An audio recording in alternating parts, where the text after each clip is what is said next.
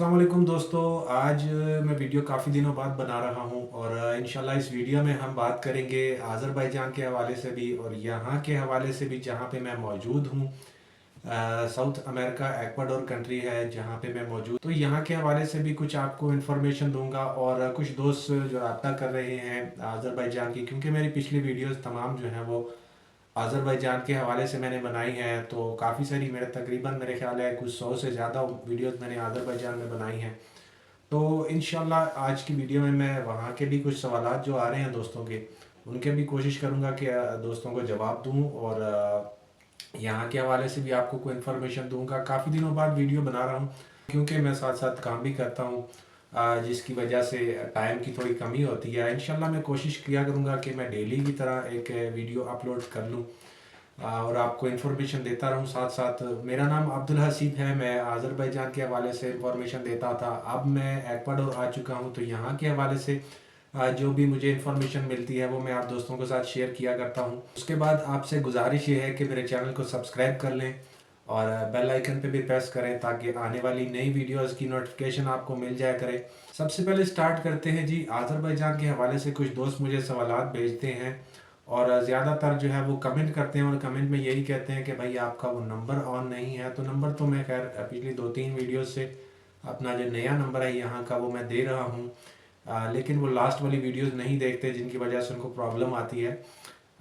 मैं पिछले तकरीबन 7-8 महीने पहले यहाँ मूव हो गया था और उन दोस्तों को ये मालूम नहीं है कि ये आज़रबाईजान में नहीं है क्योंकि मैं वहाँ मौजूद नहीं हूँ। जितना मैंने अरसा वहाँ पे गुजारा है उसका जो थोड़ा बहुत मुझे एक्सपीरियंस है वो मैं आप दोस्तों के साथ शेयर कर लेता हूँ। जो लोग मेरे से सवाल करते हैं कि आज़रबाईजान किस तरह का कंट्री है और किस तरह का माहौल है काम के लिहाज से, बिजनेस के हवाले से। दोस्तों सबसे पहले तो मैं स्टार्ट करूं कि आज़रबाईजान एक बहुत ही खूबसूरत कंट्री है, ठीक है। आज़रबाईजान का जो कैपिटल है बाकू बहुत ज़्यादा खूबसूरत है, ठीक है। वहाँ के लोग बहुत अच्छे हैं, स्पेशली पाकिस्तानियों की बहुत रिस्पेक्ट करते हैं। तो मेन टॉपिक पे आते हैं कि कारोबार के लिहाज से और बिज़नेस के लिहाज से कैसा है, ठीक है। तो आज़रबाईजान में तकरीबन मैंने 3.5 या पौने 4 साल तकरीबन इतना टाइम मैंने गुजारा है। जो जो अच्छी बातें हैं और जो जो बुरी बातें हैं वहाँ की, वो सारी मैं आप दोस्तों के साथ मेंशन कर देता हूँ। बाकी डिसाइड आपने करना है कि आप जाएं या ना जाएं, ठीक है। सबसे पहले मुझे जो सबसे अच्छी बात लगी है वहाँ का, जो वहाँ पे पाकिस्तानियों की रिस्पेक्ट करते हैं। पाकिस्तानियों ने कुछ हेल्प की उनकी कुछ टाइम पे और उन्होंने भी हमारी कुछ हेल्प की, तो जिसकी वजह से हमारी ये बहुत अच्छी रिलेशन चल रही है पाकिस्तान और आज़रबाईजान की। तो जिसकी वजह से पाकिस्तानियों को अब बहुत ज़्यादा रिस्पेक्ट मिलती है वहाँ पे, ठीक है। तो सबसे पहली चीज़ जो है मुझे ये बहुत ज़्यादा पसंद आई वहाँ पे। सेकंड ये है कि वहाँ का वेदर बहुत अच्छा है, ठीक है। गर्मी जो है बनिस्बत पाकिस्तान बहुत कम होती है, 4 महीने गर्मी होती है और 8 महीने जो है वो तकरीबन ठंड होती है। हवाओं का शहर बाकू का जो मतलब है वो है हवाओं का शहर, ठीक है। तो हवाएं वहाँ साल के 12 महीने चलती रहती हैं। एटमॉस्फेयर बहुत प्यारा है वहाँ का, ठीक है। और ख़ूबसूरती भी बहुत ज़्यादा है, लोग बहुत अच्छे हैं, खूबसूरत भी हैं। तीसरी जो मुझे सबसे अच्छी बात लगी वो है वहाँ का माहौल और सफाई वहाँ की, और नीट एंड क्लीन सिटी है। सफाई का बहुत ज़्यादा ख्याल रखते हैं, खूबसूरत शहर है, ठीक है। तो ये कुछ चीज़ें जो हैं मुझे बहुत ज़्यादा पसंद आई वहाँ पे। वहाँ का वेदर, वहाँ के लोग और सफाई का बहुत ज़्यादा ख्याल रखते हैं, खूबसूरती बहुत ज़्यादा है, ठीक है वहाँ पे।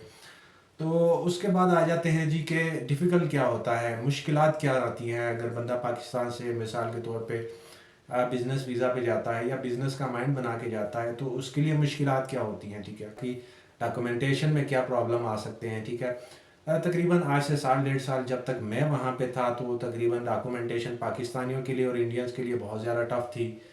टीआरसी जो है वो रिजेक्ट होती थी, मतलब लोग छोटा सा कारोबार स्टार्ट करके टीआरसी अप्लाई करते थे और वो रिजेक्ट हो जाती थी। जिसके कुछ रीज़न थे। रीज़न ये थे कि पाकिस्तानी इंडियंस की एक तो तादाद बहुत ज़्यादा हो गई थी, ठीक है। और दूसरा कुछ फेक डॉक्यूमेंट्स या फिर फेक कारोबार जो है वो शो करते थे।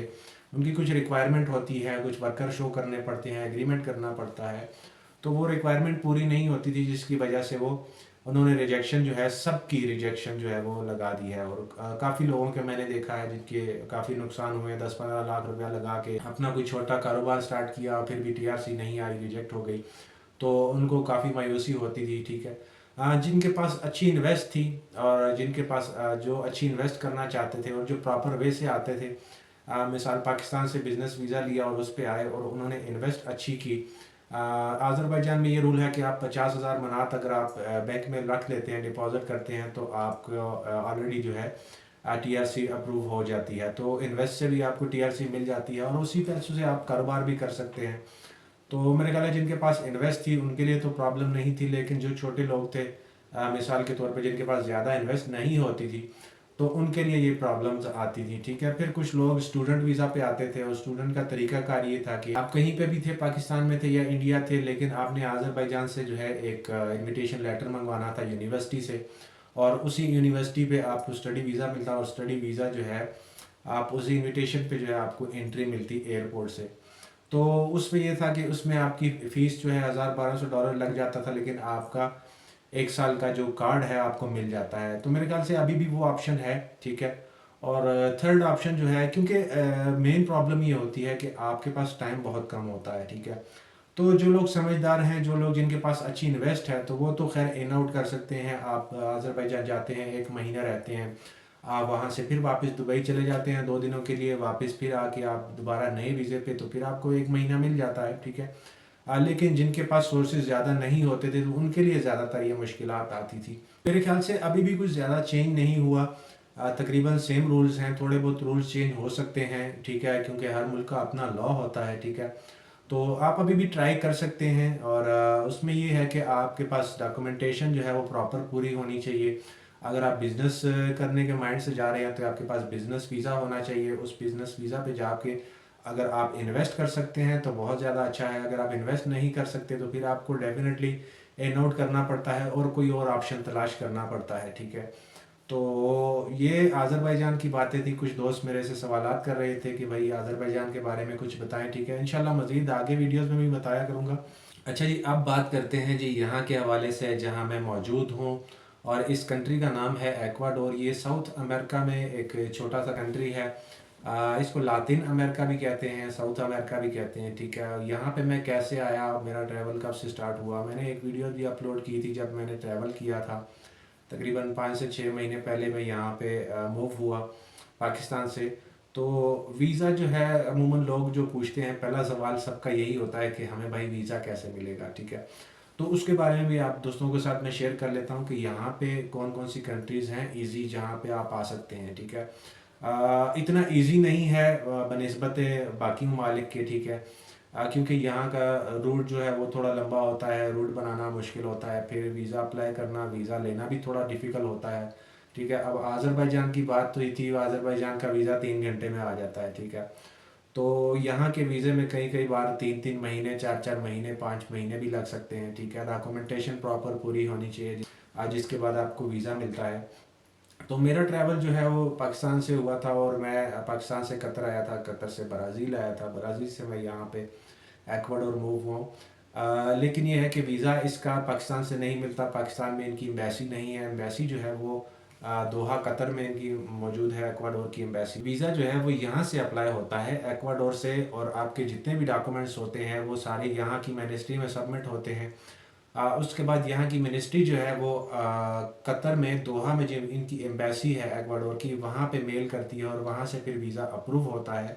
वो फिर आपको, अगर आप पाकिस्तान में हैं तो बाई मेल आपको मिलता है, अगर आप कतर में हैं तो आपको स्टिकर वीज़ा भी मिल सकता है। ठीक है, तकरीबन जो तमाम वीज़ों के लिए डॉक्यूमेंट्स होती हैं वही यहाँ के लिए भी है। ठीक है, नॉर्मली काफ़ी लोगों को पता भी होता है। ठीक है, एमआरसी होती है, एफआरसी होती है, आपका करेक्टर सर्टिफिकेट होता है, बर्थ सर्टिफिकेट होता है। ठीक है, और उसके अलावा फाइनेंशियली प्रूफ होता है आपका। ठीक है, तो वो जितना ज़्यादा अच्छा हो उतना बेहतर रहता है वीज़ा अप्लाई के लिए। अगर आप किसी और कंट्री में हैं तो आपके पास वहाँ का, उसी कंट्री का जो कार्ड होना चाहिए। ठीक है, टीआरसी या पीआर कोई भी कार्ड है आपका, वो भी आप सपोर्टिंग डॉक्यूमेंट्स में हो जाता है, तो वो भी आप उसके साथ सबमिट कर सकते हैं। ठीक है, तो यहाँ के वीज़े का तरीकाकार तो ये है कि आपके जितने भी डॉक्यूमेंट्स हैं वो आप पाकिस्तान से यहाँ भेजते हैं, और यहाँ पे यहाँ की जो मिनिस्ट्री है वहाँ पे आपके डॉक्यूमेंट सबमिट होते हैं, और वो मिनिस्ट्री जो है एक्वाडोर की एम्बेसी में आपका कांटेक्ट करती है, और वहाँ पे आपको वीज़ा जो है अप्रूव होता है। ठीक है, और नेक्स्ट जो है, यहाँ पे कौन सी कंट्रीज़ ऐसी हैं जहाँ पे आप इजीली आ सकते हैं।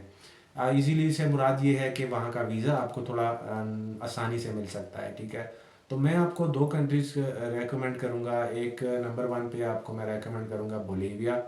ठीक है। और सेकंड नंबर पे मैं आपको बताऊंगा जी कोलंबिया, क्योंकि इन दोनों कंट्रीज़ के ई वीज़ा हैं और ई वीज़ा बनिस्बत स्टिकर वीज़ा के थोड़े आराम से आसानी से मिल जाता है और ज़्यादा डॉक्यूमेंट की भी ज़रूरत नहीं होती है।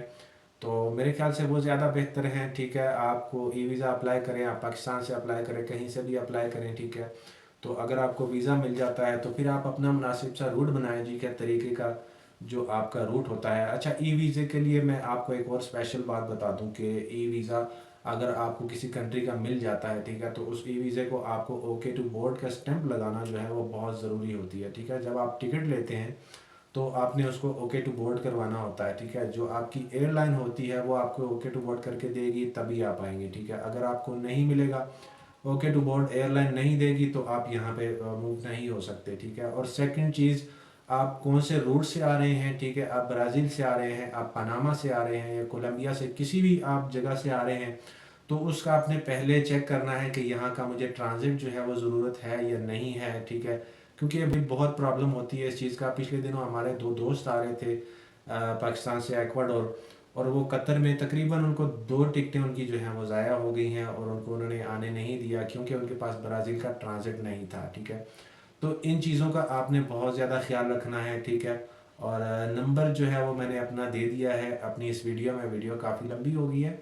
मज़ीद कोई भी सवाल हो आपके जहन में यहाँ के बारे में, आज़रबाईजान के बारे में, कहीं के बारे में भी, तो आप मेरे नंबर पे कांटेक्ट कर सकते हैं। ठीक है, और एक मैसेज कर दिया करें, क्योंकि एक तो मैं काम करता हूँ, सेकंड चीज़ ये है कि यहाँ पे टाइम का बहुत डिफरेंस है। ये आपकी, अगर आपका दिन है पाकिस्तान में तो यहाँ पे रात है। ठीक है, तो ये थोड़ा सा ख्याल किया करें। आप मुझे एक मैसेज छोड़ दिया करें, इंशाल्लाह मुझे जैसे भी वक्त मिलेगा, जैसे ही मुझे टाइम मिलेगा मुनासिब, मैं आप दोस्तों को ज़रूर रिप्लाई करूँगा। और आखिर में आप दोस्तों से गुजारिश के चैनल को सब्सक्राइब करना ना भूलिएगा। मज़ीद दोस्तों के साथ भी शेयर करें, दुआओं में भी याद किया करें। ठीक है, और इंशाल्लाह एक और अच्छी सी वीडियो में मिलेंगे नेक्स्ट। तब तक के लिए इजाज़त दीजिए। अल्लाह हाफिज़।